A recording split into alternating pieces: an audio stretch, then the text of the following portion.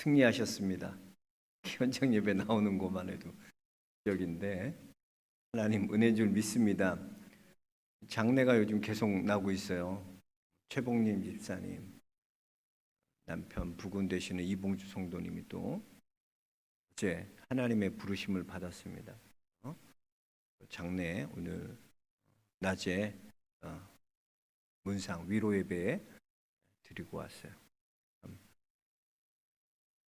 그러면서 코로나가 하루에 45만 명씩 걸리는 이 시대에 교회에 나온 게 기적이고, 이렇게 나와서 예배 드릴 수 있다는 것, 또 온라인으로 예배 드릴 수 있다는 것 참 은혜고 너무나 감사한 겁니다. 하나님께서 오늘 우리 예배를 통하여 우리에게 주시고자 하시는 하나님의 놀라운 음성이 들려지고 큰 은혜의 시간 되시길 주의 이름으로 축복합니다. 사람은 자기 스타일이 있잖아요. 스타일은 잘 안 바뀌어요. 제 머리 스타일도 이거 잘 안 바뀌잖아. 사람이 스타일이 잘 안 바뀌어요.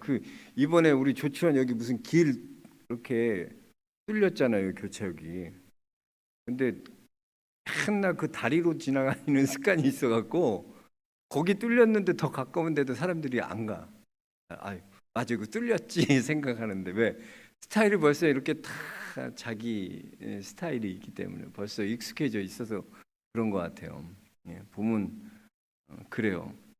치약도 자기만의 스타일, 짜는 스타일이 있고요. 신발도 신을 때 왼발부터 신는지 오른발부터 신는지 자기 스타일이 다 있어요. 다 스타일이 있다는 거죠. 사도 바울에게도 이 복음을 전하는 스타일이 있었어요. 사도 바울에게. 사도 바울은 어떤 스타일로 복음을 전했냐면, 사도 바울의 복음 전도는 회당 중심으로 복음을 전했어요. 그러니까 항상 가면은 뭐부터 찾아요? 기도 쳐서 회당부터 찾아요. 회당이 있느냐 없냐? 그 회당이 있다는 것은 유대인들이 있다는 거예요. 그러니까 유대인들 10명만 있으면 회당 만들었어요. 그러니까 이 사도 바울의 전도 여행은 항상 회당을 중심으로 가면 회당을 찾고 회당에서 예배드리고 그랬어요. 근데 깨진 게 언제예요? 마게도냐의 첫 성읍인 이 빌립보에서 빌립보에 갔더니 찾을 수가 없는 거예요. 회당이 없어. 그래서 강가로 가서 기도할, 처소를 찾기 위해 강가로 가잖아요. 그때 누굴 만납니까? 루디아. 그래서 이 루디아가 엄청나게 바울을 도와줘요, 사역을. 그러니까 물질적으로 경제적으로 넉넉했던 그 바울이 선교할 수 있도록 뒤에서 백업을 다 해주는 거예요. 아주 귀한 동역자 루디아를 만나서 그래서 복음이 왕성하게 퍼지는 귀한 그런 일에 쓰임 받게 됩니다. 그리고 이제 오늘 바울이 어디로 가나? 데살로니가 교회로 가는 거예요. 이 데살로니가 교회는 어떤 교회였냐? 2절에 보니까 바울이 자기의 관례대로 그들에게 들어가서 새 안식일을 성경을 가지고 강론하매 그랬어요. 그러니까 바울이 자기의 관례대로라는 건 뭐예요? 자기의 복음의 습관대로 회당에서 회당 중심의 전도, 회당 중심의 복음 선포하는 거죠. 복음을 전했는데 이 데살로니가도 그렇게 회당 중심에서 복음을 전했다는 거. 그리고 약 3주, 3주면 아주 짧은 시간이잖아요. 3주 동안 이제 그곳에서 복음을 전했다라는 거예요. 근데 이 데살로니가 교회가 신기한 게 바울이 직접 강론하고 가르친 건 3주밖에 안 돼요. 근데 이 교회가 얼마나 놀라운 성령의 역사가 일어나는지 데살로니가 교회가 대단한 교회가 돼요. 아주 견고한 교회가 되고 강력한 교회가 돼요. 우리 한번 데살로니가 전서 1장 한번 찾아볼까요? 성경 손가락 이렇게 해서 데살로니가 전서 1장 2절에서 7절까지. 데살로니가 전서는 제가 가진 성경으로는 329면쯤 있습니다. 신약 성경 329면에 보면 이 데살로니가 교회가 어떤 교회였는지 자세하게 나와요. 데살로니가 전서 1장 아직도 못 찾았어요? 1장 329쯤 있어요. 329 신약 다 찾았어요? 예. 2절부터 우리 7절까지 한번 같이 읽어봅시다. 우리가 너희 모두로 말미암아 항상 하나님께 감사하며 기도할 때 너희를 기억함은 너희의 믿음의 역사와 사랑의 수고와 우리 주 예수 그리스도에 대한 소망의 인내를 우리 하나님 아버지 앞에서 끊임없이 기억함이니 하나님이 사랑하심을 받은 형제들아 너희의 택하심을 아노라. 이는 우리 복음이 너희에게 말로만 이른 것이 아니라 또한 능력과 성령과 큰 확신으로 된 것입니다. 우리가 너희 가운데서 너희를 위하여 어떤 사람이 된 것은 너희가 아는 바와 같으니라. 또 너희는 많은 환난 가운데서 성령의 기쁨으로 말씀을 받아 우리와 주를 본받은 자가 되었으니 그러므로 너희가 마게도냐와 아가야에 있는 모든 믿는 자의 본이 되었느니라. 엄청난 칭찬만 3주밖에 강론하지 않았던 교회가 믿음의 역사와 사랑의 수고와 소망의 인내를 품는 교회, 성령의 능력이 일어나는 교회, 성령 충만한 교회, 모든 교회의 마게도냐의 본이 되는 교회, 모든 환난 가운데서 성령을 기쁨으로 받는 교회. 이게 얼마나 어려운데요. 환난 오는데 성령, 하나님 성령을 기쁨으로 말씀을 받는 게 쉽지 않다는 거예요. 우리 일상이 힘들고 고통스럽고 막 그런데 교회 나와서 하나님의 말씀이 잘 들려요? 안 들려. 너무 힘든 것만 생각나고 어려운 것만 생각나지. 그러나 환난 가운데에도 성령의 기쁨으로 말씀을 받는 교회가 바로 데살로니가 교회. 얼마나 칭찬받아요. 3주만 있었는데. 다시 오세요. 사도행전으로 와서.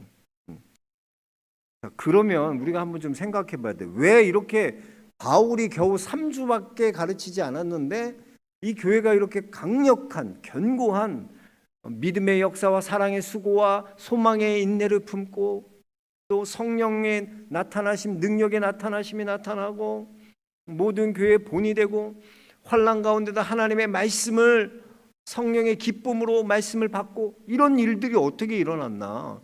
그 원인이 어디 있나?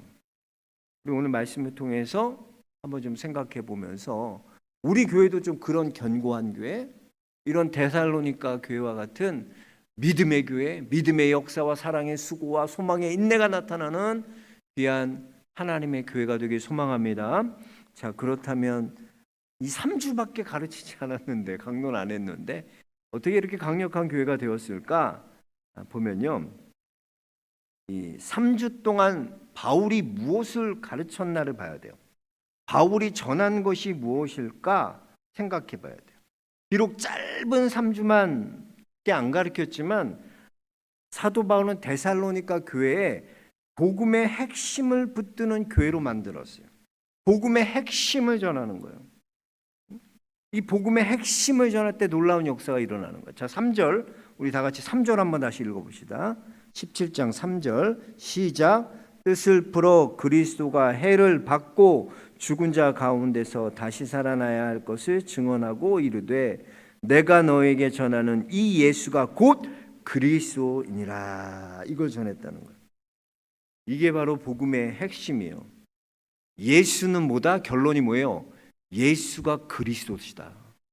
예수가 그리스도라는 건 뭐예요? 기름 부은 자. 기름 부은 자. 즉 그리스도 구원자라는 거, 구원자. 그래서 히브리 말로 메시아라는 말을 바꾸면 뭐예요? 메시아가 구원자예요. 근데 이 구원자가 그리스도로 뭐냐? 그리스도로 바꾸면 이제 그리스도인이에요. 그리스도가 구원자라는 거예요. 그래서 예수님은 뭐다? 구원자다. 이걸 전하는 거예요. 당시 바울이 가르쳤던 그런 성경은요, 우리가 이렇게 읽는 신약 성경이 아니었어요. 구약밖에 없었어요. 아직 신약이 완성되지 않았기 때문에 구약 성경을 가르쳤는데, 그 유대인들이 갖고 있었던 메시아관과 사도 바울이 전한 이 메시아관이 완전히 다른 메시아관을 전하는 거예요. 그러니까 유대인들이 갖고 있었던 메시아관은 어떤 것이었냐면, 유대인들이 생각하는 메시아는 어떤 거냐면, 구약의 메시아는 뭐를 예표하냐면 모세를 예르는 거예요.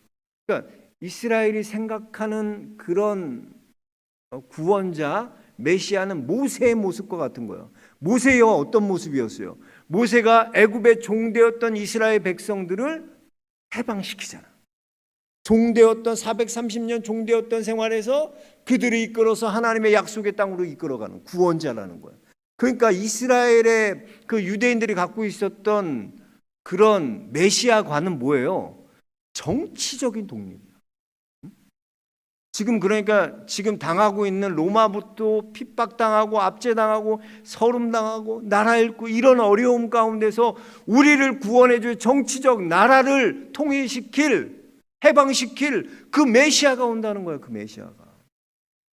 그 유대인들의 메시아관은 어떤 메시아가냐? 정확하게 말하면 정치적으로 해방을, 나라를, 독립을 이끌 그런, 우리 3.1 운동처럼 독립을 이끌 그럴 메시아를 꿈꿨다는 거죠. 그게 유대인들의 메시아관이었어요.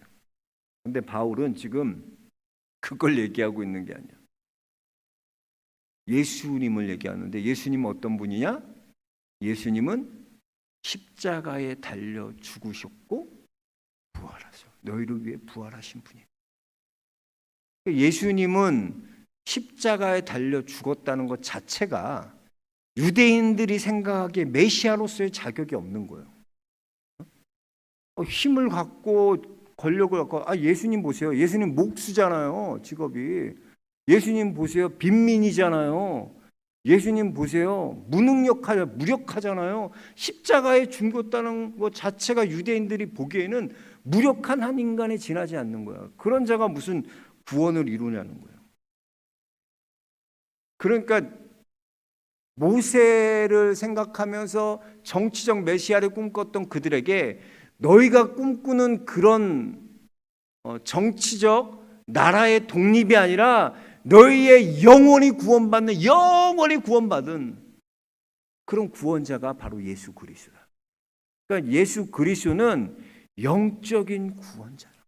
우리의 영혼을 구원. 그래서 우리는요, 예수 그리스도가 그 유대인들이 보기에 나약한 인간에 지나지 않았던 십자가에 죽기까지 그렇게 무력한 인간에게 보이지 않았지만, 예수님께서요, 만약에 그냥 이 나라를, 그 이스라엘을 회복시키시려고, 나라를 독립을 이끌려고 정치적으로 그냥 독립을 이끌고 해방을 주기 위해서 오셨다면 왜 굳이 십자가 지셔야 돼요? 십자가 지실 이유가 아무것도 없어요. 생각해 보세요. 그 나라 독립시켜 주면 되지, 권능으로. 왜 예수님이 십자가 지셨나? 이거는요, 십자가 지신 것 자체가 유대인들의 눈으로 보기에는 나약한 인간이고 무력한 인간일지 모르지만, 이 십자가 지신 이 사건에 놀라운 의미가 있는 거예요. 너희들이 영 죽을 수밖에 없었던 영벌에서 너희는 죄인이기 때문에 다 죽어야 돼. 십자가에 죽어야 돼. 너희가 다 못 박아야 돼. 너희는 사망이야. 너희는 다 지옥에 떨어지는 죄인이고 죽을 수밖에 없는 자들이야. 그렇기 때문에 그들을 용서하기 위해서 대신 예수께서 십자가에 우리를 위해 죽으심으로 말미암아 너희는 이제 죄의 종이 아니고, 너희는 죄의 자녀들이 아니고, 너희는 하나님의 자녀가 되었다. 이걸 선포하는 거예요. 놀라운 선포야. 지금까지 가졌던 그런 메시아관이 아니라는 거예요. 예수님은 우리를 위해 영원히 죽을 수밖에 없었던 우리가 이제는 영원히 사는, 영원히 하나님과 살아가는, 영생을 얻는 구원의 주인공이 되었다는 거예요. 그래서 여러분, 속죄라는 것은 하나 된 상태를 말해요. 하나 된 상태. 구약에서 보면, 구약에서 제사를 통해 이스라엘 백성들이 죄를 씻음 받았잖아요. 근데 그 제사는 어떤 제사였냐면 어린 양, 죄 없는 어린 양을 잡고 그 어린 양의 그 사람이 안수해서 죄가 전가되는 거야. 그 양에게. 그럼 그 양이 이제 죄야.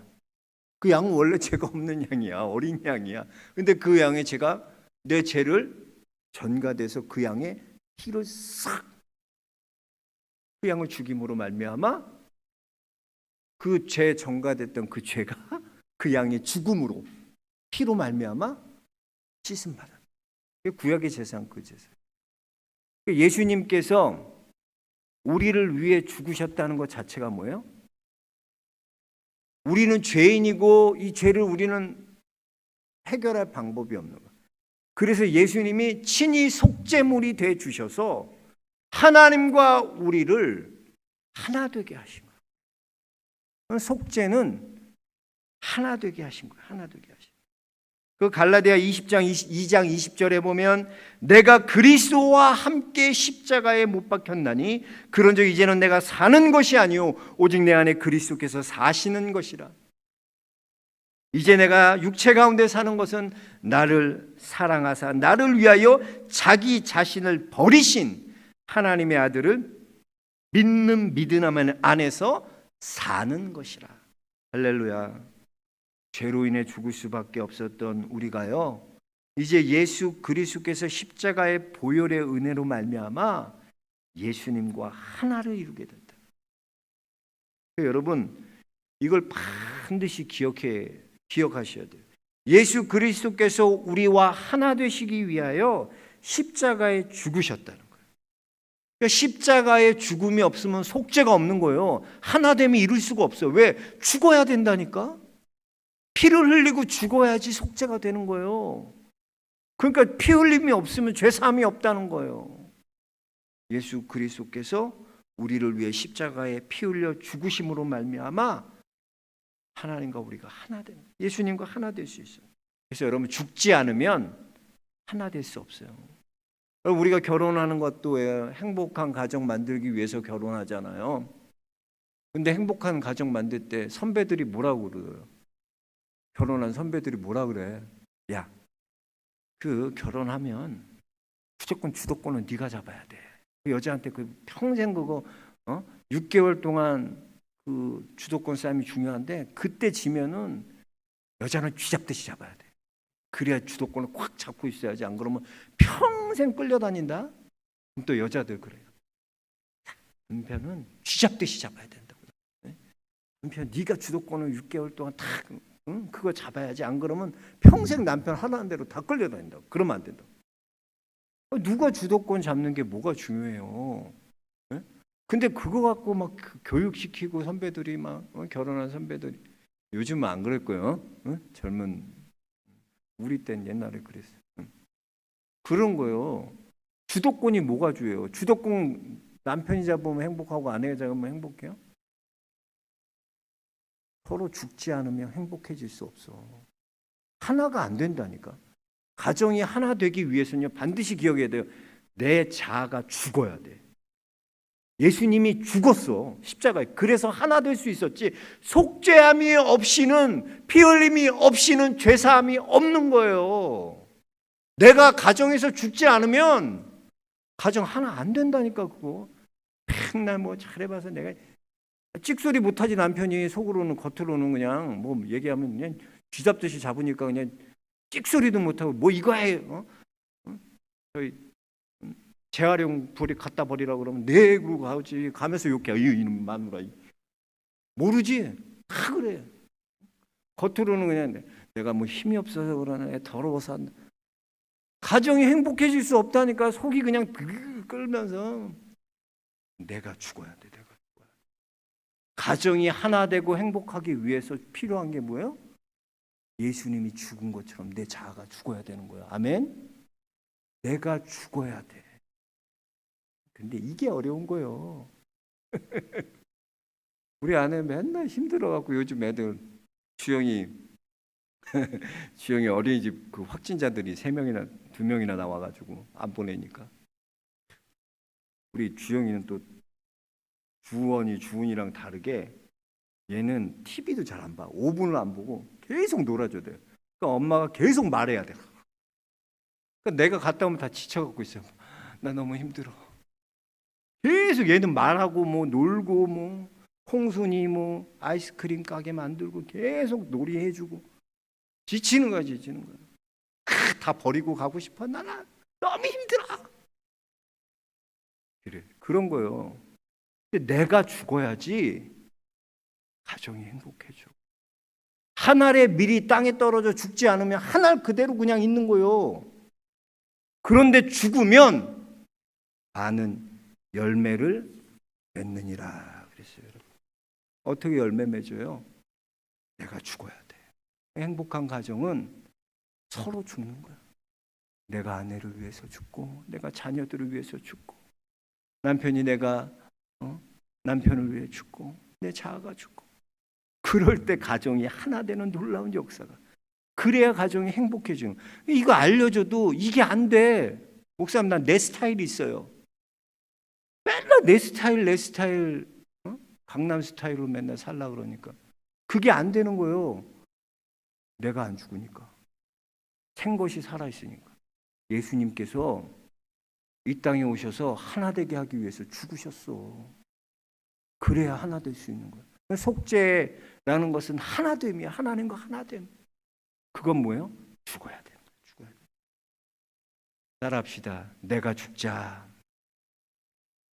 크게 좀 남편이 죽자 그러지 말고 내가 죽자. 그래. 그래야지. 내가 죽어야 돼. 내가 죽어. 그래야지 하나 되는 거야. 교회도 마찬가지. 교회가 어떻게 하나 돼요?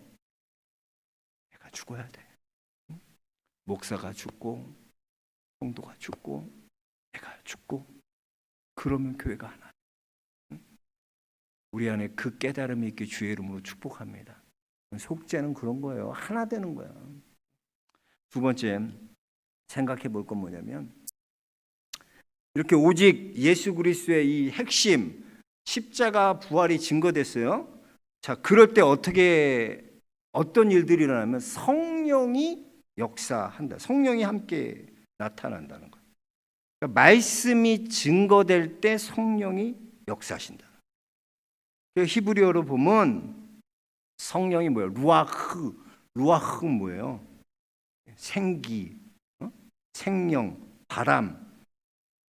그래서 성령은 바람같이 역사한다 그래요. 바람이 소리가 있어요, 없어요? 원래 바람은 원래는 소리가 없어. 그럼 바람의 소리를 들을 수 있는 건 뭐예요? 바람이 뭔가 부딪힐 때, 그 바람이 그냥 창문에 촥 부딪히면 슈 소리가 나고, 소리가 나는 거죠. 소리가. 바람은 소리가 없지만 부딪힐 때 소리가 나는 거예요. 성령께서요 역사도 마찬가지. 우리 안에 역사하실 때는 조용하게 소리 없이 이래요. 그러나 언제 성령이 드러나시나? 성도들이 입을 통해 하나님의 말씀이 증거될 때 이때 성령이 드러나는 거예요. 어떻게 드러나는지 한번 봅시다. 오늘 4절, 5절 한번 보세요. 4절 시작. 그중에 어떤 사람은 곧 경건한 헬라인의 큰 무리와 적지 않은 귀부인도 권함을 받고 바울과 신라를 따라. 자, 성령의 역사를 통해 굴복되는 거야.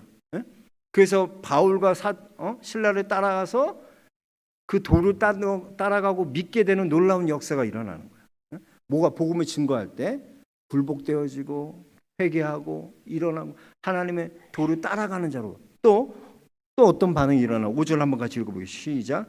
그러나 유대인들은 시기하여 저자의 어떤 불량배 사람들을 데리고 때려치어 성령을 소동하게 하여 야손의 집에 침입하여 그들을 백성에게 끌어내라 찾으나. 자, 보세요. 소동이 일어나요. 소동이. 반항한다는 거죠. 반항한다. 하나님의 성령이 우리의 입을 통해 외쳐질 때, 입을 열어서 할 때 성령이 역사하는데 그 성령과 반대편, 그 어둠의 영과의 싸움이 이제 시작되는 거야. 성령께서. 내가 예수 그리스도의 이름을 선포하면 그곳에서 어떤 일들이 일어나? 성령의 역사에 있어서 소동이 일어났어요. 그래서 그들이 뭐라고 말하나? 그 깡패들이 와갖고 뭐라고 말하나? 너희는 천지를 뒤집는 사람들이다. 그렇게 입을 전도하는 그들에게, 복음을 전하는 그들에게 그렇게 말하는 거죠. 성령의 역사가 부딪힐 때 일어나요. 성령의 역사는. 그래서 우리의 입을 통해 예수 그리스도의 복음이 증거되면요, 그때부터 부딪히는 소리가 나와요. 부딪히는 소리가. 그러니까 가만히 있으면 소리 안 나. 근데 입을 열어, 내가 성령께서 우리의 입을 열어 예수를 그리스도 되심을 증거하면 그때부터 부딪혀져. 여러분 직장 생활할 때도 교회 다닌다는 소리 안 하고 가만히 있는 사람 얼마나 많은데 왜 피곤하대? 내가 그리스도인하고 예수 믿는 사람이 말하면 피곤하더라고. 그래서 나는 교회 다닌다는 얘기를 안 한대. 입을 탁 다물고. 그래서 내가 교회 다닌다는 거 말 안 하고 입을 딱 닫고 있으면 아무 문제도 안 일어나. 똑같이 살아가. 근데 내가 예수 그리스도를 믿는, 나는 그리스도인입니다, 교회 다닙니다, 예수님을 믿습니다, 이러면 이때부터 부딪혀. 부딪히기 당연한 거예요. 여러분, 우리를 의의 병기로 드리라고 하죠. 의의 병기는 뭐 의의 악기예요, 악기. 그래서 그 피리를 보면 피리 자체가 소리 나는 게 아니라 피리를 불 때 우리가 숨을 불어 넣을 때 이게 소리가 나잖아. 우리가 그런 악기가 되는 거야. 성령께서 우리 안에 역사에서 들어오면 우리 안에 그 소리와 같은 아름다운 의의 병기로 드려지는 이 소리가 울려 퍼지게 되는 거예요. 그래서 이런 성령의 역사가 강력하게 일어나면 우리가 입으로 예수 그리스도를 구주로 선포하고 복음을 증거하면 그때부터 성령은 역사하기 시작해요. 그래서 고린도전서 2장 4절에 보면요, 내 말과 내 전도함이 설득력 있는 지혜의 말로 하지 아니하고 다만 성령의 나타나심과 능력으로 하여 그랬어요. 여러분, 하나님의 말씀에 증거될 때요, 내 속에서 성령이 나타나시는 거예요. 내 안에서 성령이 충만하게 하세요. 그래서 그것이 내 입술로 통해 증거될 때 성령의 능력으로 회개시키는 능력이 임하고요, 저항하는 마귀를 무너뜨리고 박살내는 능력이 나타난다는 거예요. 입을 열어 어떻게? 복음을 증거할 때. 그래서 여러분, 성령이 우리 안에 역사하시는데 우리가 복음을 증거할 때 어떤 일들이 일어나냐면요, 통회하며 자복하며 회개하며 떼구르 구르기도 하고 그런 역사도 일어나고요, 이렇게 부딪혀요. 믿지 않는 자들에게 하나도 부딪혀. 그러니까 어떤 때는 막 자복하고 회개하면서 주님 돌아갑니다 이런 것도 있지만 막 반항하고 저항하고 저들은 천하를 뒤엎는 자들이라 말하면서 소동하는 자라고 크게 부딪힌다는 거예요. 그건 당연한 거예요. 당연한 거. 이상한 게 아니에요. 왜? 성령께서 역사가 우리의 입을 열어서 복음을 증거하면 성령께서 그때부터 능력으로 역사하시죠. 근데 가만히 그냥 교회 다니는지 안 다니는지 모르도록 가만히 역사하면 내 삶에 성령의 능력이 안 역사해요. 왜? 입을 열어 복음을 증거하지 않기 때문에. 설득력 있는 말이 아니에요. 성령의 역사로. 우리가, 여러분 두려워하지 마세요. 목사, 우리 남편은 절대 교회 안 나가는 사람이에요. 두려워하지 마. 절대 안 나가도 성령께서 하십니까? 성령께서. 자꾸 내가 한다고 생각하기 때문에 말을 하는 게 어려운 거예요. 남편에게 여보 교회 갑시다, 예수 믿읍시다. 그 말이 어려워. 왜? 내가 해야 된다고 생각해. 뭐 입을 열면 누가? 성령께서 부딪히게 하셔. 쾅 부딪혀. 여러분, 입을 열어 복음을 증거할 때 능력이 있어요. 생각만 갖고 나 올해 누구 이렇게 전도하려고 목사님 생각 갖고 있어요. 평생 생각은 다 해. 응? 여태까지 생각만 하다 끝냈어. 그냥 목사님 코로나라서 시기가 다 뭐 생각해? 내가 한대요. 내가 해야 돼. 그거 우리가 입을 열면 성령께서 역사하시는 걸 믿습니까? 우리가 입을 열어 복음을 증거할 때 성령께서 역사하신다니까? 이걸 경험해야지. 외치라고. 때로 어떤지 못 어떤지 주의 복음을 전하라고. 그러나 상관없어. 때로 어떤지 못 어떤지 역사하시는 이가 성령이기 때문에 부딪히게 하신다고. 부딪히게 하신다고. 담대하십시오. 우리 안에 이 성령의 능력을 경험하고 누리는 그런 귀한 믿음의 성도들 되시길 주님 축복합니다. 우리가 이걸 붙들어야 복음의 핵심. 복제함. 예수 그리스도로 우리 위해 죽으셨는데 우리가 가정에서 죽고 직장에서 죽고 그럴 때 하나 되는 말 믿고 또 우리가 입을 열어서 복음을 증거할 때 성령도 역사하신다. 아멘. 생각하는 게 아니에요. 입을 열어야 돼. 우리 안에 깨달아진 은혜 있게 축복합니다. 여러분들 그런 귀한 이 데살로니가 교회와 같은 그런 믿음의 역사와 사랑의 수고와 소망의 인내가 칭찬받는 그런 조치원 영락교회 되길 주의 이름으로 축복합니다. 하나님.